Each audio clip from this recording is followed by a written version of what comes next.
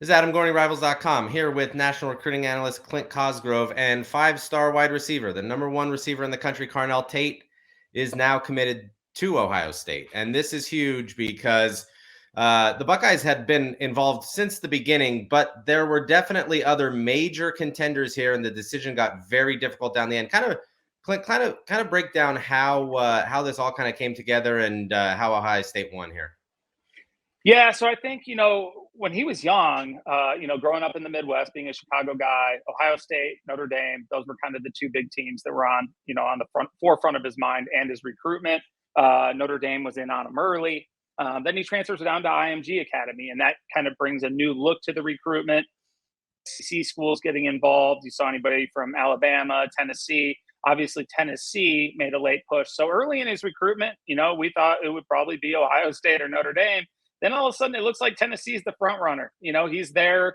He takes one official visit, goes to Tennessee. He's popping up there on weekends that you don't even expect him to be there, sitting with Coach Heupel at a baseball game and didn't tell anybody. It really looked like Tennessee was in the driver's seat. But then I think when it came down to it, and he's a Midwest guy, and he wanted to play where friends and family were going to be able to see him close to home. And he has a lot of respect for Coach Hartline and what he's done with receivers. And I just think that combination led him back to Ohio State in the end. Yeah, I think a lot of factors played in here. I think, Chris Olave and Garrett Wilson going in the first round was huge. I think the talk that Ohio State's receivers this year could even be better than last year. And then the class that they can put together in Columbus. They already have Bryson Rogers committed. Ty Lockwood is a tight end committed. Now Tate is in there. And they might not be done with 5 stars since Brandon Inniss probably is leaning heavily to Ohio State now. Just all that combination of being able to play and reload like that had to be a factor for him. Yeah, no question. And he's very confident in their offense and the way they utilize receivers. I mean, you even look like Jamison Williams. Yes, he did end up at Alabama, but he had some success early on at Ohio State as well when given the opportunities. I don't know if Tate expects to walk in there and be the man right away, but he's going to have an opportunity to play early.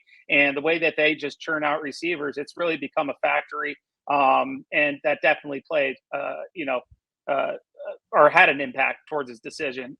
He just really likes the way they use the receivers, the way the offense is, versus some other offenses that are, a little more simple. He likes the complexities. He likes the nuances of the offense, and he thinks it puts him in the best position for success. I do want to address the one thing that had been a rumor is that he, unlike many other players, actually wanted to play in the North. Seemed to like cold weather more than warm weather. That might just be the Chicago in him. I talked to him in Vegas a few weeks ago, and he basically told me that it is true. Like, he prefers being in colder weather than the hot weather. It took a long time for him to get used to playing in Florida. It wasn't the final deciding factor, but for so many guys who want to go to the SEC and play in the warm weather throughout the year, it seemed like for him at least it was a consideration to go to Columbus and be cold.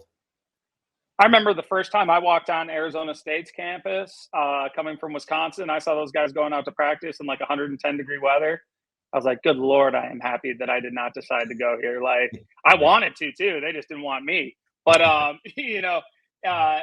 that's a big difference for a Midwest kid. And he has Midwest roots. He's a Chicago guy through and through. He's proud to be from Chicago.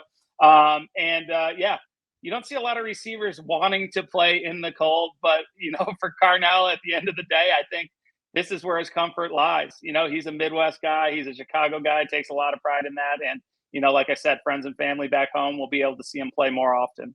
And the last thing here is I do want to give Tennessee some credit. I mean, a few years ago, they were not, in the hunt for the best receivers in the country.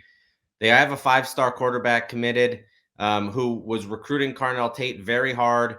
It didn't turn out to be that way, but Josh Heupel seems to have this going in the right direction very quickly and convincing kids that things can get done in Knoxville. For Carnell Tate to take so many visits there and to really sort of be torn between a program that has been playing for national championships and is pumping out first-round receivers, and Tennessee, which is just starting to get things going a little bit.